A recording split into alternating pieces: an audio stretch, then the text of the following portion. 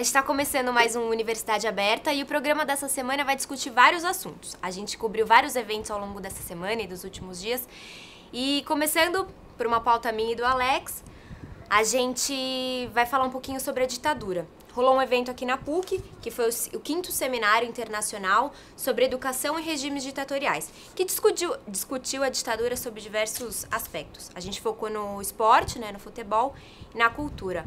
Alex, como é que foi o evento que você cobriu? Como é que você conduziu sua pauta?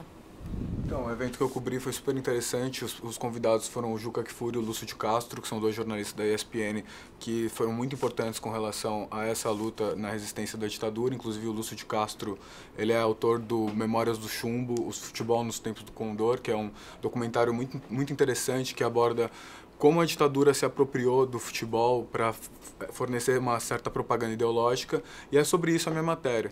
Além do Juca e do Lúcio de Castro, eu também peguei uma visão mais de campo, que é do Vladimir, ex-lateral esquerdo do Corinthians, que foi um dos cabeças da democracia corintiana, que foi um movimento muito importante para fortalecer a democracia, não só no esporte, mas no Brasil inteiro. E é isso aí, vamos ver a matéria.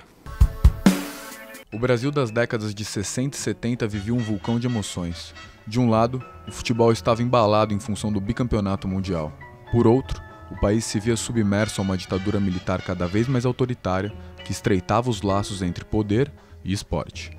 A princípio não houve, por parte do regime militar, uma preocupação, ou pelo menos o regime não sentiu a necessidade de interferir nessa área.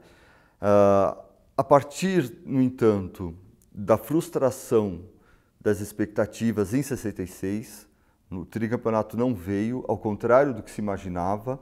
Por conta do desempenho aquém do esperado, o Brasil não passa sequer da primeira fase, aí sim há uma revisão, digamos assim, por parte do regime militar em relação à seleção brasileira e, digamos assim, que a ideia da intervenção, de uma presença mais ativa e central dos militares, se torna, então, um projeto que passa a se desenvolver. Do ponto de vista dos militares, mais até do que a ideia de que eles instrumentalizaram o futebol, se apropriaram do futebol, na visão dos militares, eles desempenharam um papel importante na conquista do tricampeonato. Eles se sentem, então, coautores do tricampeonato. Uma marca registrada de qualquer ditadura, de tentar fazer dela as qualidades do povo que ela subjuga.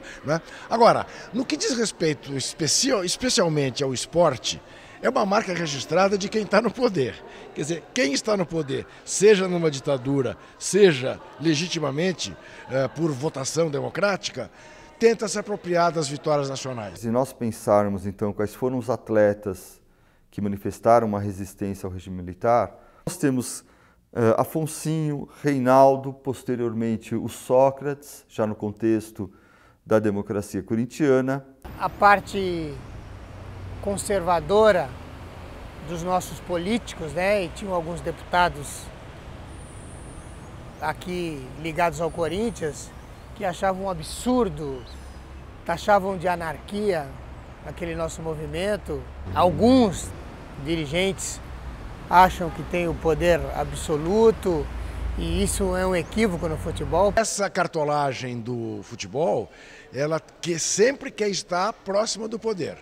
Ela diz que ela nunca muda, mudam os governantes. Ela sempre quer estar próxima do poder. Agora, cabe a cada governante estabelecer os limites. Então eu te diria o seguinte, a CBD conviveu muito bem com a ditadura. A CBF conviveu muito bem com um momento da democracia brasileira. Por exemplo, Ricardo Teixeira conviveu muito bem com o Fernando Collor. Já não conviveu tão bem com o Fernando Henrique. Curiosamente, passou a conviver melhor com o Lula. É um dos pecados do Lula. E teve uma convivência péssima com a Dilma, como tem o seu Zé Maria Marim. Porque a Dilma não se dá certas proximidades. Não pode, por exemplo, se aproximar com o cara que fez o elogio de quem torturou o marido dela.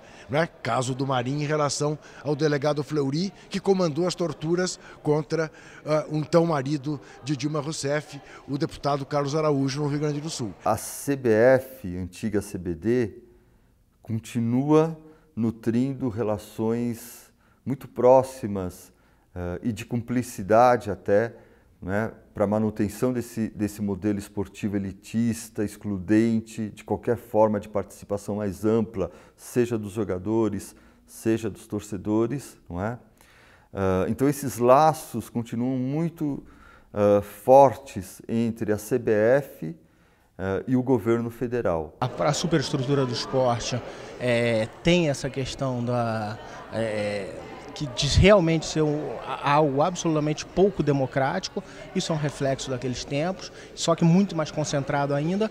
E a sociedade civil, que vai pagando um preço muito alto por tantos anos de ditadura, por essa demora na democracia. Mas assim, eu sou muito otimista, acho que a sociedade amadureceu muito, a democracia no Brasil se sedimentou muito mais rapidamente do que as pessoas poderiam imaginar, mas é claro que tem reflexos de participação da sociedade civil, de algumas dificuldades, algumas coisas de mecanismos de controle da sociedade que ainda são muito débeis em função de muitos anos de ditadura. A superestrutura do nosso futebol, do nosso esporte, ela é extremamente reacionária, avessa a qualquer tipo de mudança, absolutamente corruptora e corrompida. Não mudou a relação da CBF com os clubes, realmente é praticamente a mesma, né?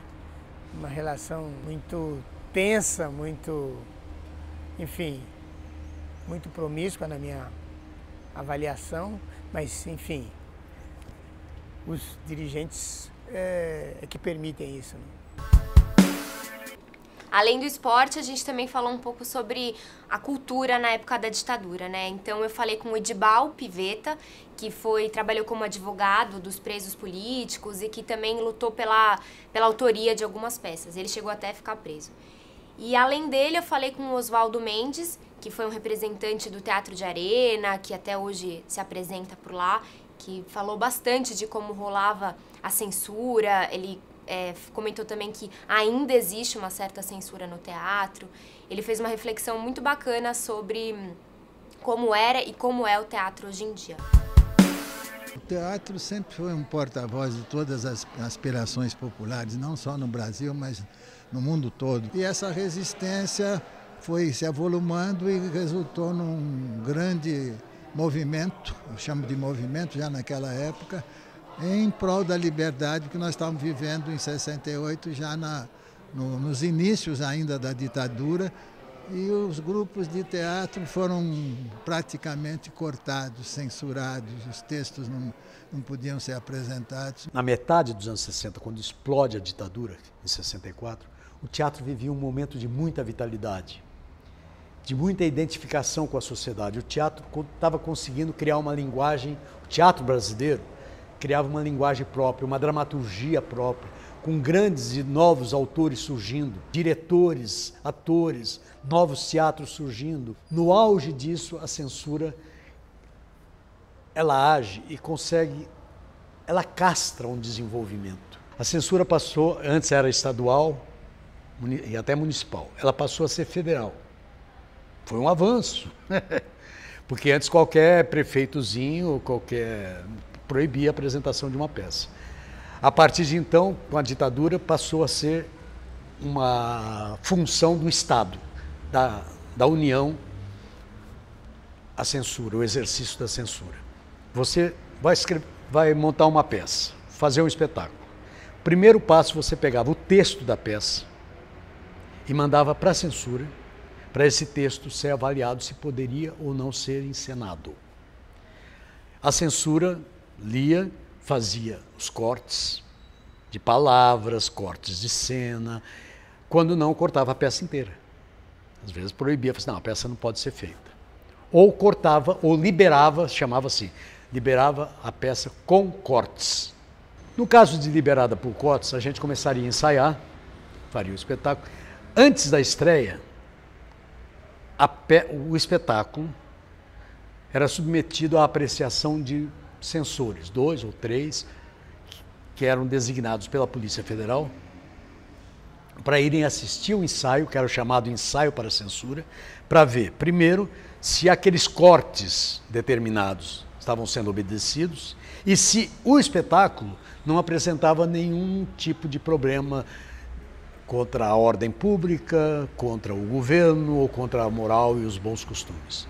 Mas houve vários grupos, o Arena, por exemplo, o Oficina, e grupos que trabalhavam em bairro, como o nosso, que é o Teatro Popular Meu Amigo Vivo, que trabalhou muito nos bairros populares, levando mensagens que não se podia falar diretamente, mas se falava por símbolos, né, combatendo aquele governo. Teatro Oficina, Teatro Ruth Escobar, o Teatro de Arena. Enfim, o teatro tomou a linha de frente da luta contra a censura e contra a ditadura. Era uma resistência não só pelos espetáculos que eram feitos nesses teatros, mas porque eles eram pontos de reunião da classe teatral e do movimento de resistência. A gente resistia como podia. E, em muitos casos, essa resistência se fez valer. Não existia habeas corpus, não existia liberdade de reunião, a imprensa toda amordaçada, o Congresso de joelhos, né? E os advogados tinham que lutar com as armas que lhes eram dadas. Cumpriram o seu papel, evitando muitas mortes, evitando torturas, e descambaram também para a prisão. Nessa época eu achava muito importante estar no jornal. A imprensa, nesse momento, conseguia dar voz para o teatro também, repercutir as coisas do teatro. Prendia alguém, ameaçava alguém, botava a boca no trombone. E a imprensa, sempre, como era coisa de artista, acabava saindo, essas notícias acabavam saindo. E daí, com isso, todo mundo ficava sabendo. E daí não dava para repressão, nem para as forças da repressão, darem sumiço nessas pessoas, porque as pessoas já nessa época estavam desaparecendo. O que acontecia com as pessoas à nossa volta dava medo, entendeu? Quer dizer, cada vez que você ia fazer um espetáculo, você não sabia o que ia acontecer, então essa tensão era permanente. Felizmente, essa história está sendo recuperada. Não só pela televisão, mas em livros, sabe, em artigos, em publicações. Tem um trabalho muito constante de recuperação dessa memória. É olhar como é que foi terrível aquilo e não permitir que aquilo continue acontecendo sob outra forma, com outro figurino e com outros personagens, porque continua acontecendo. Pelo segundo ano consecutivo, acontece aqui na PUC o evento Primeira Página, que é um encontro com grandes nomes da literatura. Essa edição contou com a participação do Rui Castro. Quem cobriu o evento foi a Carol. O evento aconteceu de novo no Tuca e teve os atores André Garoli e Mel Lisboa. Eu conversei bastante com o Rui Castro e foi legal porque a gente conseguiu comparar o que tem a ver a literatura com o jornalismo. Ele tem uma coluna na Folha, ele também escreve livros e ele foi um dos pioneiros a escrever biografias no Brasil. Ele já escreveu da Carmen Miranda, do Nelson Rodrigues, então a gente conversou bastante sobre isso. Ele me contou que a ideia dele foi sempre ser jornalista e aí ele foi entrando nesse meio literário, então a gente conseguiu... Ele me falou o que ele consegue colocar de literatura nos textos jornalísticos e vice-versa. Então, foi bem legal. Depois de nomes como Luiz Fernando Veríssimo, Ruth Rocha e Milton Ratum, o Primeira Página recebeu o jornalista e escritor Rui Castro para uma conversa sobre suas biografias, literatura e jornalismo. Os atores André Garoli e Mel Lisboa também participaram do evento. A biografia é uma coisa que admite técnicas da imprensa, mas não apenas isso, né? Quer dizer, um biógrafo não é só um repórter, ele tem que ser muito mais do que isso, né? Ele tem que ser um pouco historiador, ele tem que ser escritor, né? Ele tem que ser detetive, policial, chato, né? O biógrafo é tudo isso, né? Mas realmente uma das técnicas usadas é a técnica de você aprender a fazer entrevistas, né? A se organizar para uma entrevista, preparar, conseguir arrancar informações, né? Organizar essas informações, realmente, que é uma coisa muito da imprensa. Eu comecei eu tive uma ideia uma vez que era fazer uma história da Bossa Nova. E aí propus essa ideia para a Companhia das Letras e disse, olha, a minha ideia é contar essa história de uma maneira que ainda não foi feita no Brasil. Você tem até livros sobre Bossa Nova no Brasil, mas tudo assim, são ensaios, são interpretações, que é para um público muito acadêmico. Eu não quero isso. Eu quero contar o que aconteceu, eu quero conversar com as pessoas que estavam lá, que fizeram, né, que participaram desde o começo. Enfim, é uma história que vai ser contada. Aí acharam ótimo, eu comecei a fazer. Aí no meio do caminho, já o livro, o Chega de Saudade, não tinha nem saído ainda, quando me ocorreu o Nelson Rodrigues, né, que é um autor, um jornalista, escritor, teatral, com o qual eu convivi a vida toda, como leitor, né? Aprendi a ler lendo Nelson Rodrigues, né? E sempre tive não só muita admiração pela obra dele, como muita curiosidade pela vida dele, que eu imaginava que tinha coisas assim espetaculares. E aí também toparam, e assim que acabou Chega de Saudade, eu já comecei a fazer logo o livro que se chamaria depois O Anjo Pornográfico. E aí, quando eu me dei conta, eu já estava sabe, fisgado, né, por esse formato, e já não conseguia mais pensar em mais nada, a não ser fazer livros contando a história das pessoas. O Anjo Pornográfico levou 2 anos, o livro sobre o Garrincha Estrela Solitária levou 3 anos, o livro sobre a Carmen Miranda levou 5 anos. Isso tem muito a ver com a dificuldade de você chegar às fontes para conversar. E no meu caso, tem a ver também com as dificuldades que eu me ponho, que são cada vez maiores, né? Por exemplo, a cada livro eu tento ouvir mais gente, conversar com mais pessoas, localizar gente mais impossível de localizar, levar mais tempo com cada pessoa, ouvir mais vezes cada pessoa. Essa coisa dos meus pais não jogarem jornais e revistas fora me ensinou desde cedo que o mundo não começou quando eu nasci, né? Já existia muito antes, né? Então eu sempre tive uma grande fascinação pelo passado. O Rui escreve biografias, quer dizer, ele escreve sobre um personagem e a gente faz um personagem. Mas eu sinto que o princípio é o mesmo, a ideia dessa construção dessa persona. Ele consegue retratar, em primeiro lugar, um Brasil, né? um Brasil atual, contemporâneo, moderno, mas que sem perder esse resgate da história. Quer dizer, você lê os livros dele, você parece um homem que viveu 200 anos. Antes todo o meu tempo de jornalista profissional, né, desde os 19 anos até os 40, em que eu me dediquei apenas ao jornalismo, eu nunca achei que o jornalismo fosse pobre e que o livro, a literatura, que fosse nobre. De jeito nenhum. Eu sempre achei que o jornalismo era uma coisa espetacular em si, eu era muito satisfeito em ser jornalista, nunca pensei em outra coisa e teria morrido jornalista tranquilamente. Aconteceu que no meio do caminho eu tive umas ideias de pautas que não caberiam nem no jornal nem numa revista, e o veículo para elas seria o livro. E só por isso eu me enveredei para esse veículo, e quando me dei conta já não tinha muita volta. Mas mesmo assim, eu nunca abandonei a imprensa. Esse tempo todo eu colaborei em jornais ou revistas. O tempo desses 25 anos que eu trabalho com livros, né, eu nunca abandonei a imprensa. Você é leitora do Rui Castro? Sim, eu sempre acompanhei os textos dele, os livros dele. Na escola a gente lia bastante, por isso que quando eu fiquei sabendo que ele vinha aqui no Primeira Página, eu quis ir lá conversar melhor com ele. O Anselmo fez uma pauta sobre os 100 anos da Primeira Guerra Mundial. Anselmo, conta um pouquinho pra gente como é que foi fazer essa pauta. Essa pauta ela partiu de uma palestra que foi parte da Semana de Relações Internacionais aqui da PUC São Paulo. É a 12ª edição que acontece aqui na PUC. E essa palestra ela tratou das consequências da Primeira Guerra Mundial. Então a gente aproveitou a palestra para discutir esse assunto, as consequências dessa Primeira Guerra. A Primeira Guerra Mundial foi um conflito armado que vitimou milhões de pessoas entre 1914 e 1918. A disputa começou na Europa e se expandiu para todos os continentes do mundo. As bases do confronto eram a Tríplice Entente, com Inglaterra, França e Rússia, e a Tríplice Aliança, formada por Alemanha, Império Austro-Húngaro e Itália. Há 100 anos atrás, então, teve início uma guerra inicialmente europeia que acabou, pelas consequências, pelo sistema de aliança, acabou adquirindo a conotação de guerra mundial. Mas, sobretudo, foi o pós-Primeira Guerra Mundial que teve grandes repercussões, né? Toda a configuração do sistema internacional ele foi modificada pelas consequências da Primeira Guerra Mundial, né? A criação da primeira grande instituição internacional como a Liga das Nações, que depois viria a ser a ONU, o fim dos grandes impérios, a reorganização de poder, isso tudo, né, teve essa grande mudança, teve início com a Primeira Guerra Mundial e viria a desembocar na Segunda Guerra Mundial e auxiliou toda a configuração, né? A reorganização de poder no mundo. A fragmentação do Império Austro-Húngaro gerou uma série de países na Europa Central, nos Balcãs. Isso derivou de diversos conflitos subsequentes.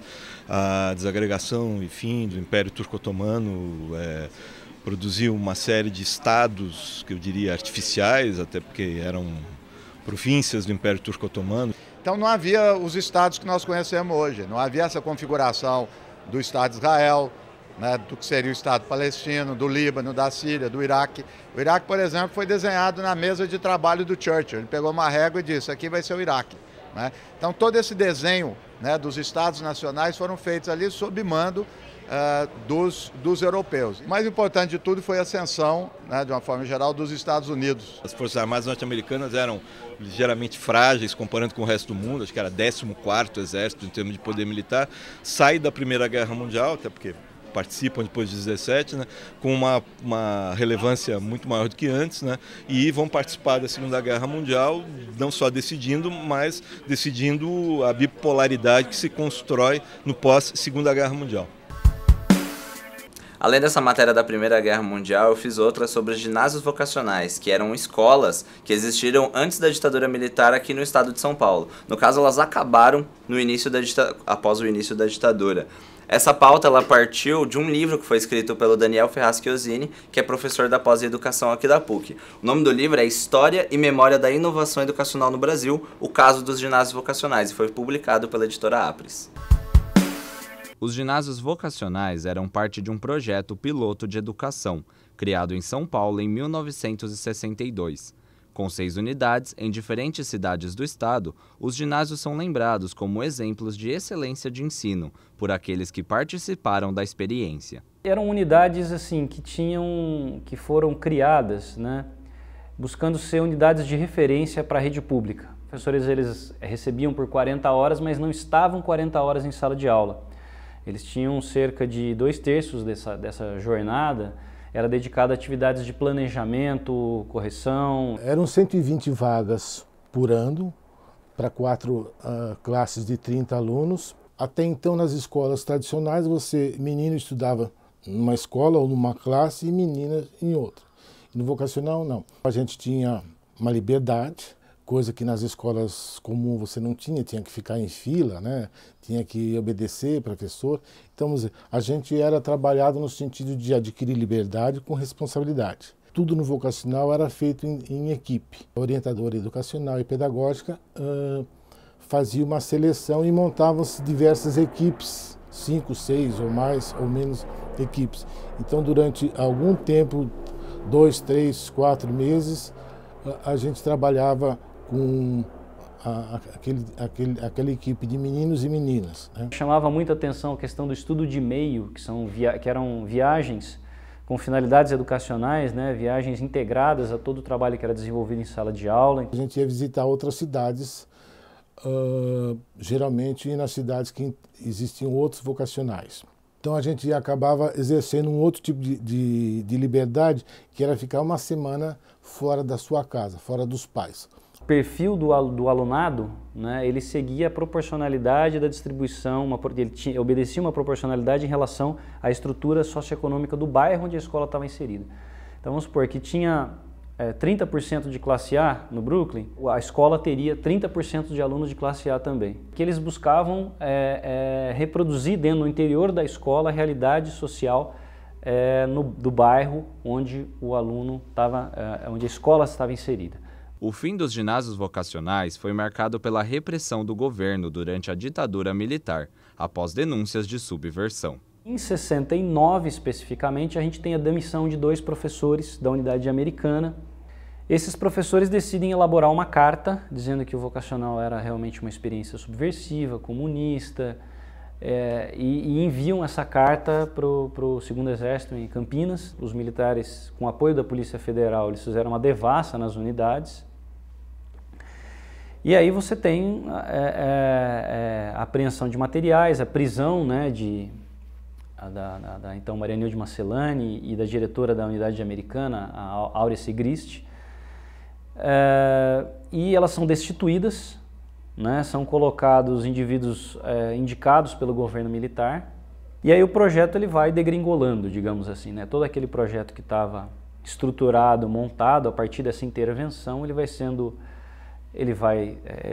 demolido, até que formalmente em 1970 o governo militar, o governo estadual, decide acabar com os vocacionais e integrá-los à rede pública convencional. E para nós foi assim, como se fosse perder um pai, uma mãe, ou a coisa mais importante da sua vida, no sentido de uma coisa que a gente desconhecia até entrar no vocacional, aprendeu a gostar, aprendeu a conviver e de repente era ceifado assim, tirou e não se colocou nada no lugar. E de lá para cá a educação foi caindo e até hoje não achou os rumos. E ao contrário do que muitos dizem, de que foi uma unidade, uma experiência localizada, muito restrita, né? Eu digo o seguinte, olha, sem esse tipo de projeto piloto, a gente não consegue pensar, né, uma renovação da rede pública como um todo. Mas com essa matéria você aprendeu o quê? Essa matéria ela mostra um exemplo de um sistema de educação que poderia ser uma opção, já que as pessoas discutem tanto hoje, criticam tanto a forma como está a educação pública no Brasil. É um novo tipo de escola, uma escola que não trata o aluno como alguém que precisa tirar uma nota, passar, ser aprovado, passar no vestibular. Ela é uma escola que trabalha em equipes, que trabalha com um grupo de pessoas. E toda a parte do conhecimento, ele é apresentado ao aluno de forma que o aluno tenha determinadas responsabilidades, mas que ele aprenda aquilo que vai de acordo com as suas já habilidades que serão aguçadas e outras que não existem ainda nesse aluno, que serão aprendidas. Existe alguma intenção disso voltar, não? Os entrevistados com quem eu falei, eles falaram de alguns exemplos de escolas hoje que tendem a utilizar parte do que existia no vocacional. Como eles citam o estudo de meio, na matéria inclusive cita o estudo de meio, que é o fato da escola levar os alunos para outros lugares para que eles em campo tenham o conhecimento. Por exemplo, levar um aluno para um museu ou para uma outra cidade para conhecer a história daquele lugar e aprender história a partir disso. Isso é uma coisa que muitas escolas hoje têm feito. É isso aí, Universidade Aberta de hoje fica por aqui e até a próxima.